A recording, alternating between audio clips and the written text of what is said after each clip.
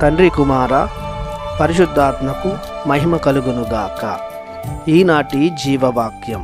నా శరీరమును భుజించి నా రక్తమును పానము చేయువాడు నాయందు నేను వానియందు ఉందును. యోహాను శుభవార్త 6వ అధ్యాయము 56వ వచనము.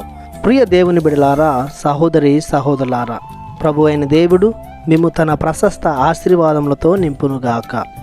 ఈనాటి జీవవాక్యం ద్వారా ప్రభువు దైవ మానవుల మధ్య గల సాంగత్యాన్ని పొందుకునే విధమును గూర్చి వివరిస్తున్నాడు. క్రీస్తు శరీరము మనకు భోజనము, క్రీస్తుని రక్తము మనకు పానము. భుజించిన వారు, పానము చేసిన వారు నిత్యము జీవిస్తారు. క్రీస్తు శరీరం, క్రీస్తు రక్తం మనలోకి వేంచేసి వచ్చినప్పుడు క్రీస్తు ప్రభువు మనలో ఒకటిగా మారుతున్నారు. మన శరీరంలో మిళితమైపోయి మనలో భాగమవుతున్నారు. అంతేకాదు, క్రీస్తు శరీర రక్తాలను స్వీకరించిన మనమును క్రీస్తులో మిళితమై క్రీస్తు ప్రభునిలో భాగస్థులమవుతున్నాము. అందుకే విశ్వాసులు నిత్యము జీవించగలరు.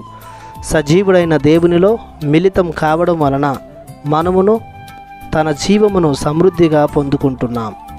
ఎండిపోయే స్థితిలో ఉన్న వేరుకు నీరు తగిలితే అది జీవిస్తుంది. నది ఒడ్డున ఎదిగే చెట్లకు చావు ఉండదు. అలాగనే జీవం గల దేవునిలో ఐక్యమవ్వడం వలన మనమును జీవిస్తాము. ఆయన మరణం లేని నిత్య జీవుడు. మనమును ఆయన వలె నిత్యము జీవిస్తాము. కావున క్రీస్తు మనయందు, మనము క్రీస్తు యందు జీవించాలంటే ఆయన శరీరాన్ని భుజించాలి, ఆయన రక్తాన్ని పానం చేయాలి. క్రీస్తు కడరాత్రి భోజన సమయంలో దీనిని నా జ్ఞాపకార్థము చేయుడు అన్నాడు.